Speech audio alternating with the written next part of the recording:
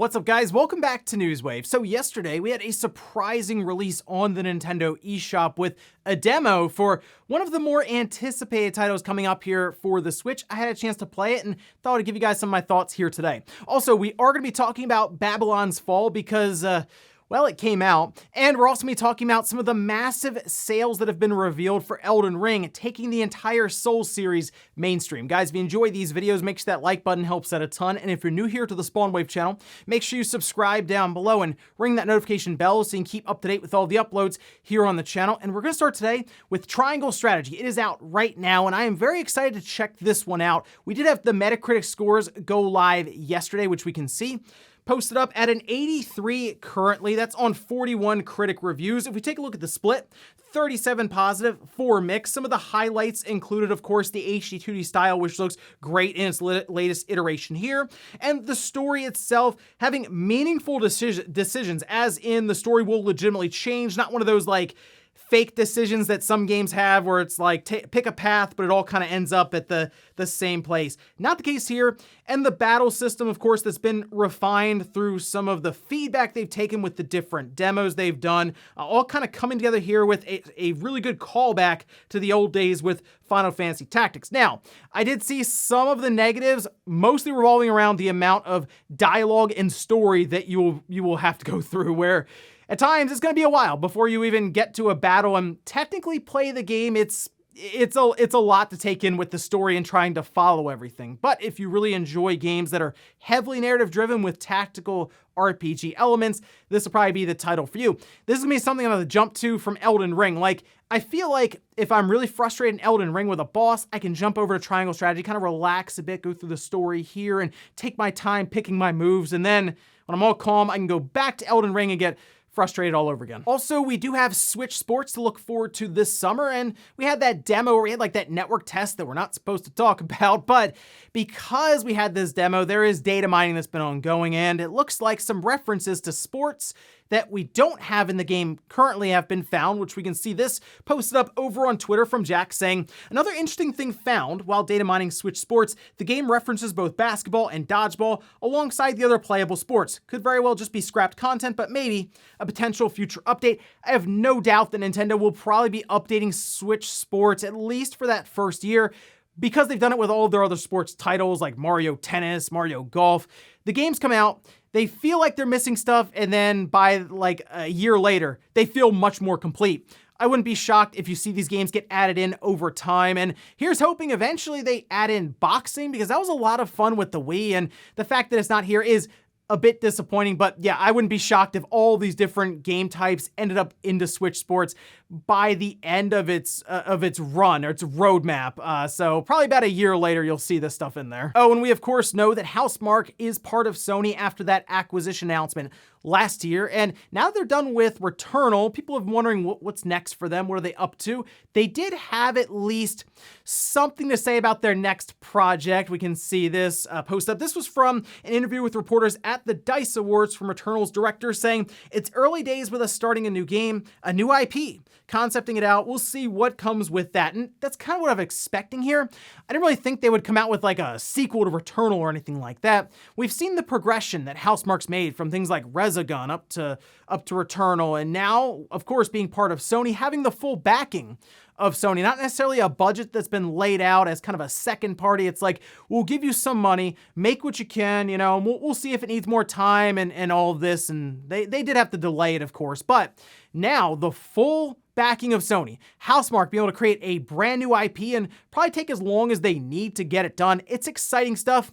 I don't expect to see this for a while, like 3 or 4 years, but the fact that they can collaborate with some of other Sony's studios, and I'm expecting some pretty big things here to follow up with Returnal. Like I said, probably just be a little while before we see it. And guys, with some of the quick news out of the way, let's get into the bigger stuff. Let's start right away with the big release on the Switch eShop that got people very excited. A demo for Kirby and the Forgotten Land. We can see this posted up on Twitter. This from Nintendo America. A free demo for Kirby and the Forgotten Land is now available on the Nintendo Switch eShop. Download now to get a taste of Kirby's copy abilities in the new Mouthful mode before the game's release on March 25th. So about 3 weeks from now, the game will be out. I'm excited for it. I like the idea, as I've said many times, of them trying something different with Kirby. I originally thought this would have been more like Mario Odyssey. Feels more like Mario 3D World, a lot of people have pointed out now, because the camera is kind of fixed.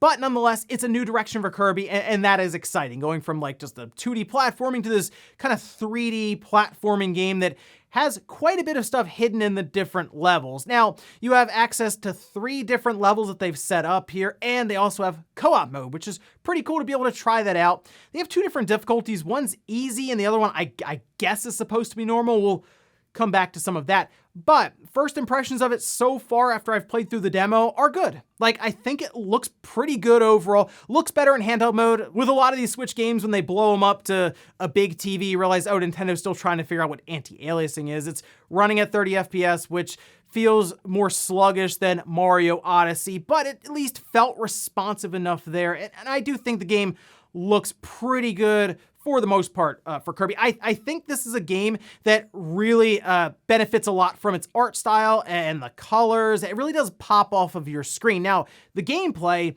is great so far.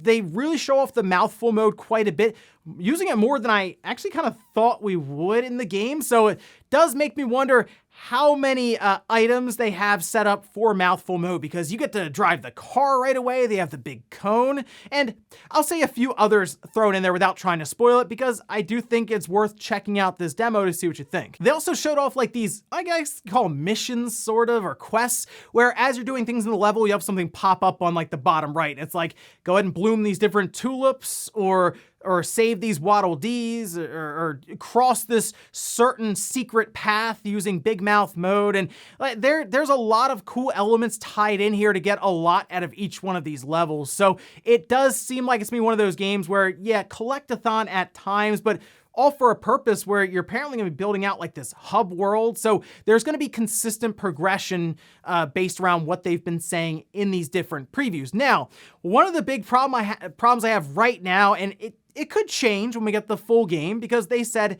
as you get further in, it will get more difficult. The game's pretty easy. Like, I was on like the normal difficulty, and it felt like easy mode. So I assume the springtime breeze mode, or whatever it is just extremely easy. Like, maybe you can't even die in that. I don't know, but I'm hoping that as you get further in the game, as has been kind of mentioned, it will at least become more challenging. Now, like I said, I've been playing Elden Ring, so no matter what Kirby was going to be, it was probably going to be easier than what I've been playing for a little while now, but still just a bit more challenge, even if it's like branching paths in the level. Like, you can just go straight shot, it's very easy, or you can try to get these very challenging missions that we've set up for you.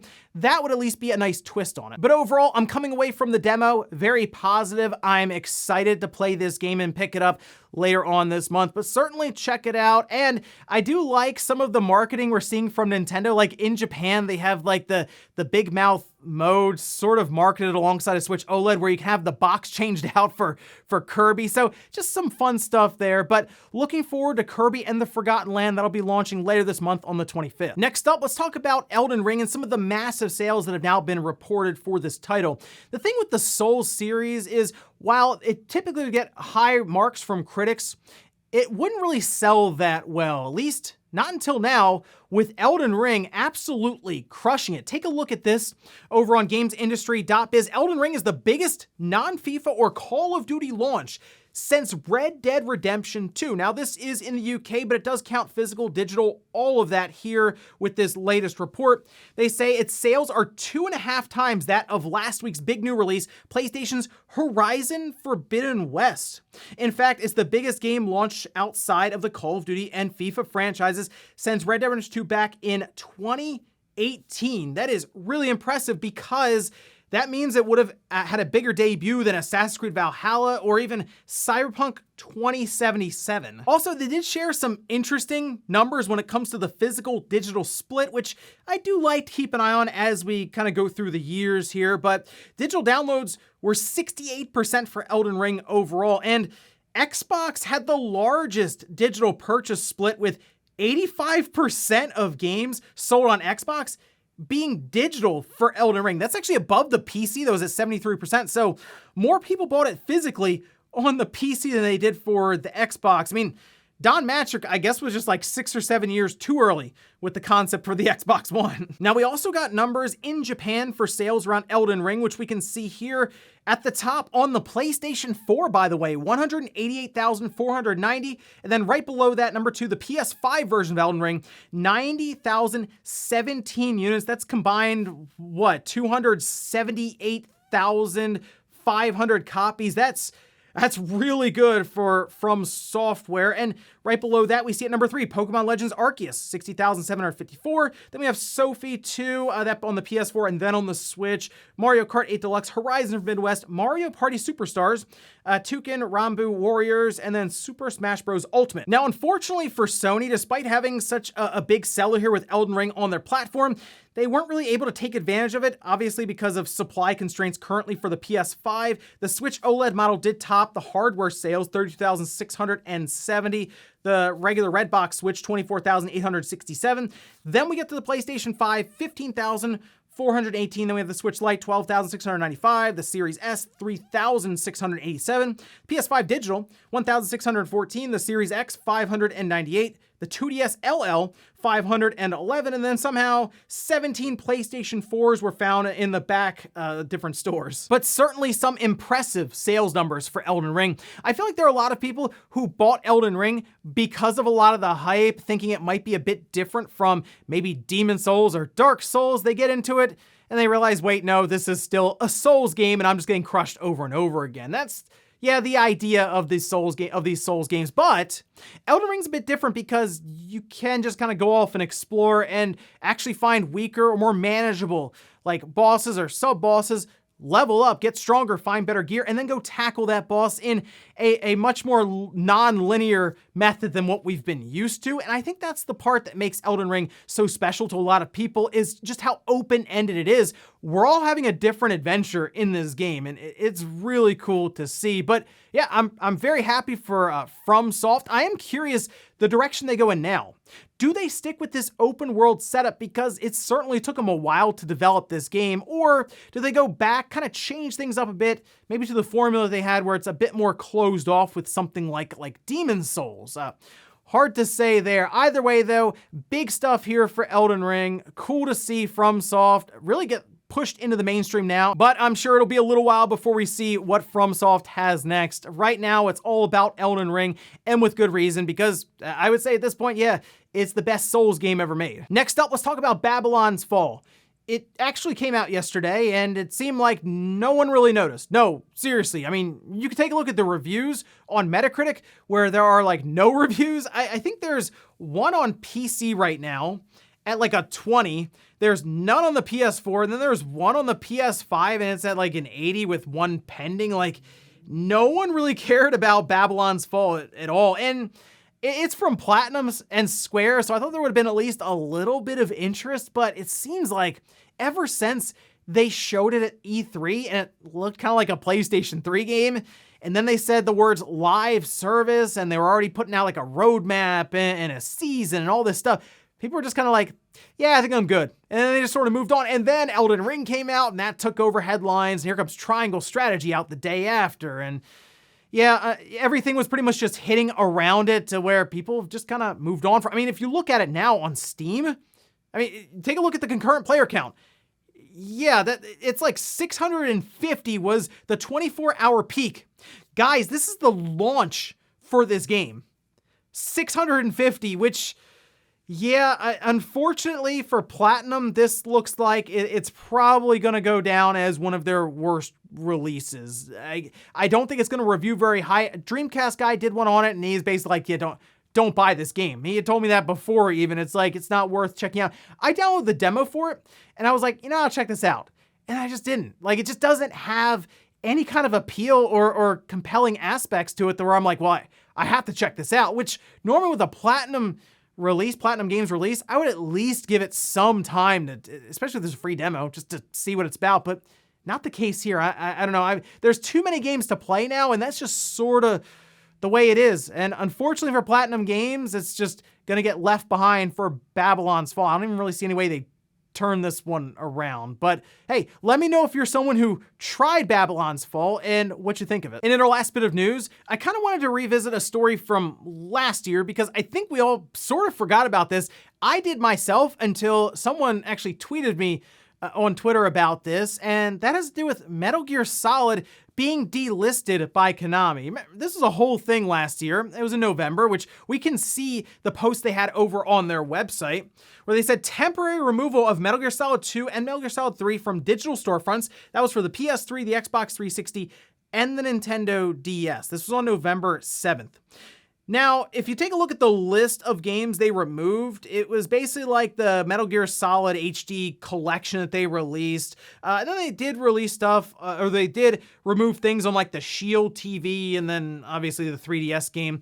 No update around this, by the way. They said that they had to do different things with licensing to update it to get these games back up there.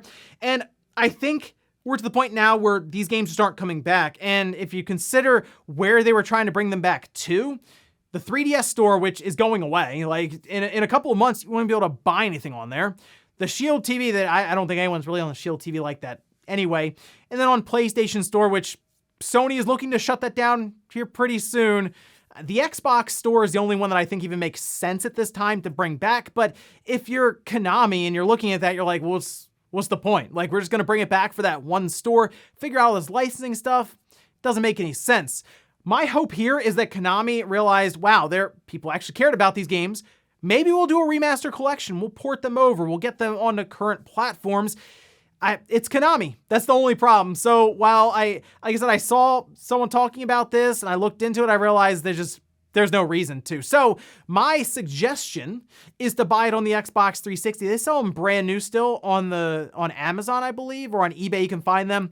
And it'll come sealed, but that will work on your Xbox Series X or your Xbox One as it is backwards compatible. But yeah, what a shame. All of these Metal Gear Solid games now just kind of being lost to time. And I just don't have any confidence that Konami is going to do much about it because they're worried about what the next pachinko machine is coming up. And before we go to the comment of the day, we're going to take a look at the poll that I posted up yesterday, where I asked, if you had a chance to play the Kirby demo, what did you think? 55% said it's good, I'm sold on the game. 29% said it's okay, might get it down the road, and then 16% said I didn't like it. I can kind of see the 16% if you were hoping that it'd be a little more challenging, but I think in that case, we'll see more about that from reviews, as it sounds like later on in the game, it's supposed to get more challenging. I'm more curious around the progression and the little town that you sort of build up. But yeah, I think the demo just sold me on the game even more, and being able to try out the co-op mode for it and just 3 levels overall to see the concept around like the big mouth mode and being able to take over a cone to smash through the ground or drive around in a car make me even more excited for the game and the possibilities when it comes to some of the puzzles and elements in these different levels that appear to branch off into hidden paths. So really excited for the end of March to check it out. And we'll finish up with the comment of the day as you're seeing here. This is from Nathan saying, the one thing that surprised me about the Switch is that Nintendo opened up the floodgates for more mature games to be released on the system without / very little censorship, basically letting the ESRB rating do the talking, and finally being region free. Yeah, one of the big things Nintendo did here with the Switch is they became much more developer friendly. And I mean, that worked out really well for them because they're getting all these indie titles on the Switch, which at times has held the system up through different points of these years over the last 5 years. I mean, if you look at the development kits that you would buy, they were pretty cheap. Like, it was like, what, $400 or $500 something for a dev kit on the Switch, whereas in the past, you're talking thousands of dollars for some of these Nintendo development kits, if you could get one at all. So I like the idea of them being more hands-off with developers within reason. If a game gets rated AO or adult only, you're probably not putting it on your shop, but that's basically universal for Sony and Nintendo and Microsoft. I think this was the correct direction for Nintendo to go, and I hope they continue it, as it does also kind of feel like, I guess, a younger generation is taking over when it comes to Nintendo with their development staff as well. So certainly an interesting future going forward for Nintendo for this current generation, and then whatever they have for us next. And ladies and gentlemen, that's going to do it here for Newswave. If you enjoyed this video, guys, hit that like button, really helps out. If not, hit the dislike. Leave comments down below about everything we talked about here. Today was Kirby and the Forgotten Land. Did you get a chance to try out the demo? Let me know your thoughts. And then what about Elden Ring and the massive sales that are being reported here? Did you pick this one up? And was it your first Souls game? Thanks guys for watching, and I'll see you next time.